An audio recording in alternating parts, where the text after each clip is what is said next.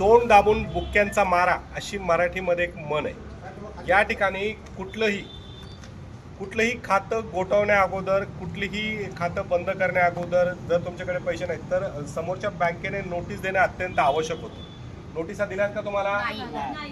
कुठल्याही प्रकारची लेखी स्वरूपाची नोटीस आलेली नाही। याशिवाय बंद चाबू द्यायला पाहिजे। याशिवाय जो पिग्मी एजंट होता तो यांच्याकडून पैसे घेऊन जायचा, यांनी पैसे तिथं द्यायचे नाही असा यांचा आरोप होता। जर यांचे पैसे आले नाहीत, 1 दिवस आले नाही, 2 दिवस आले नाही, 1 हप्ता आला नाही, 2 हप्ता नाही आला, तर बँकेने नोटीस पाठवणं अत्यंत आवश्यक होतं। याचाच अर्थ त्यामध्ये बँकेचे कर्मचारी सुद्धा मिळालेले आहेत, म्हणजे या बहिणींची काही चूक नसताना। आणि या ठिकाणी यांचा जो काही व्यवहार होता त्यामध्ये जर चूक आलेली असेल तर RBIच्या गाईडलाईन्सप्रमाणे बँकेने यांना नोटीस देणे आवश्यक होते।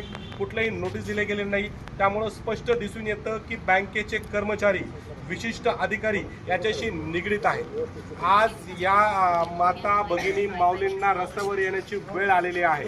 जर हे शासन जागृत होत नसेल, फक्त लाडकी बहीण म्हणून चालत नाही, जर हे शासन जागृत होणार नसेल तर यांनाही कशा प्रकारे लाथाडायचंय ते आम्हाला येतं। आज मी या भगिनींना वचन देतो, जर तुम्हाला न्याय नाही मिळाला तर कुठल्याही कर्मचाऱ्याला मी सोडणार नाही, आपण त्यांच्यावर कायदेशीर गुन्हे दाखल करू।